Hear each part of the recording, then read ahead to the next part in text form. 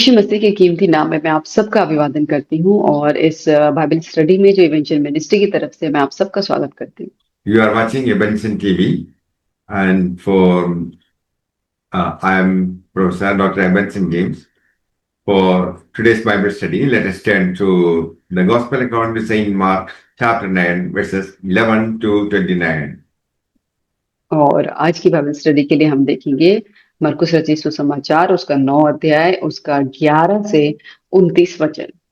In this section, we find the transition from the glory of the transfiguration to the valley of trials. और इस passage में हम देखते हैं कि कैसे जो है कि रूपांतरण होता है हमारा कि जब हमारे वैल्यू ऑफ जिसमें हमारे परेशानियां होती हैं, दिक्कत होती है, उससे हमारा रूपांतरण कैसे होता है। This passage highlights Jesus' power over evil. और ये पैसेज जो है ये इस चीज को ये हाईलाइट करता है, दिखाता है कि परमेश्वर का जो ताकत है उस शैतानी शक्तियों के ऊपर। We find the disciples' failure due to weak faith. और हम देखते हैं कि जो चेले हैं उनका हम असफलता देखते हैं क्योंकि उनका विश्वास जो होता है वो कमजोर होता है। Jesus casts out a demon that they could not. और यीशु मसीह ने एक शैतान को निकाला जो चेले नहीं निकाल पाए थे। And Jesus explained that spiritual battles require deep faith, fueled by prayer.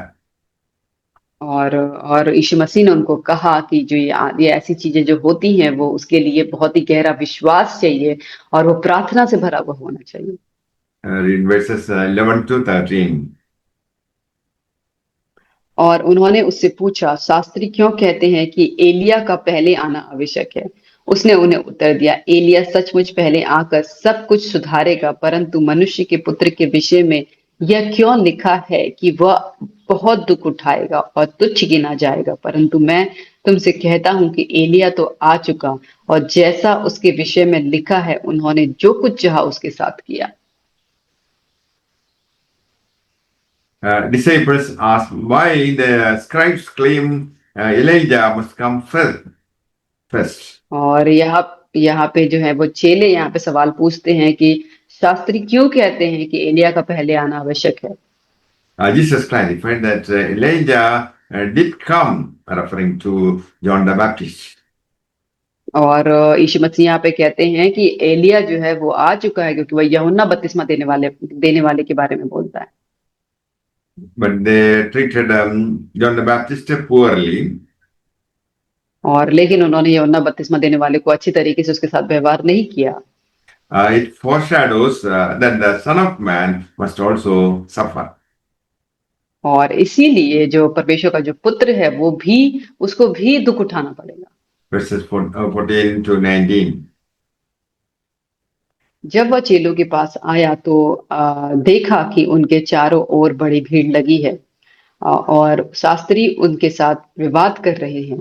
उसे देखते ही सब बहुत ही आश्चर्य करने लगे और उसकी ओर दौड़कर उसे नमस्कार किया। उसने उनसे पूछा, तुम इनसे क्या विवाद कर रहे हो? भीड़ में से एक ने उसे उत्तर दिया, हे गुरु, मैं अपने पुत्र को जिसमें गूंगी आत्मा समाई है तेरे पास लाया था। जहां कहीं वह उसे पकड़ती है वहीं पटक देती है और वह मुंह से फेन भर लाता है और दांत पीसता और सूखता जाता है।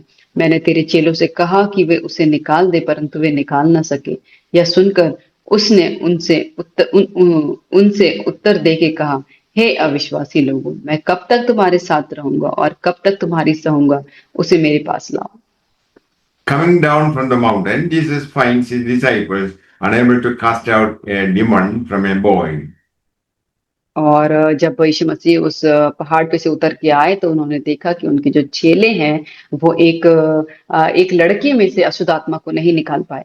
Jesus calls them an unbelieving generation. और यीशु मसीह ने उन्हें कहा कि अविश्वास करने वाली पीढ़ी। Their failure stemmed from a lack of dependence on God.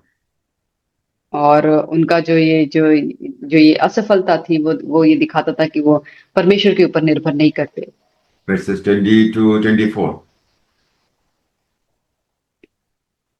तब वे उसे उसके पास ले आए और जब उसने उन्हें देखा तो उस आत्मा ने तुरंत उसे मरोड़ा और वह भूमि पर गिरा और मुंह से फेन बहाते हुए लौटने लगा। उसने उसके पिता से पूछा, इसकी ये दशा कब से है? उसने कहा, बचपन से। उसने इसे नष्ट करने के लिए कभी आग और कभी पानी में गिराया।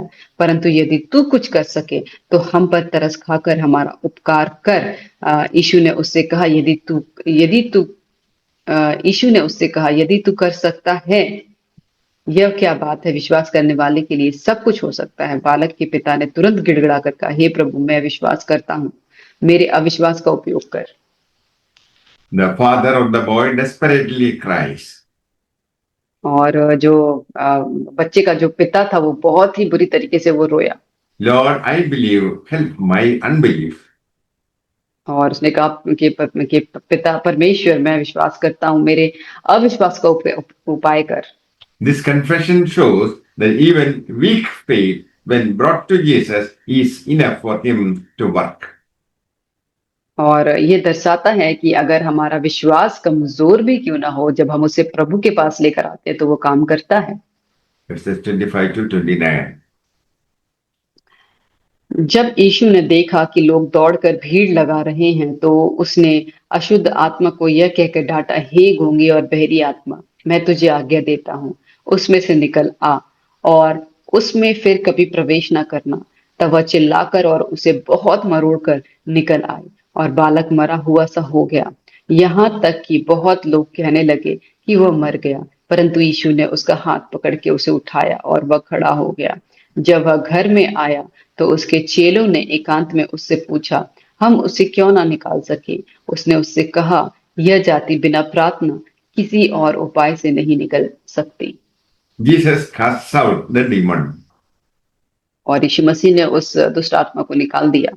When asked why they couldn't, Jesus told them, this kind only lives through prayer and fasting. जब तब चेलों ने उससे पूछा कि हम क्यों नहीं निकाल सके? तब यीशु मसीह ने उनसे कहा, यह जाति बिना प्रार्थना और उपवास के नहीं निकल सकती। This highlights that spiritual authority requires a close and disciplined connection with God, not just a past experience. और ये दिखाता है कि इस तरीके के अनुभव को करने के लिए, ताकत के लिए हमें जो है एक व्यक्तिगत संबंध और रिश्ते की ज़रूरत है परमेश्वर के साथ, ना कि सिर्फ़ ऐसे ही काम चलाओ करने के लिए। May the Lord bless you all with these words. Amen. परमेश्वर आप सबको इन वचन के द्वारा आशीष करें। आमीन।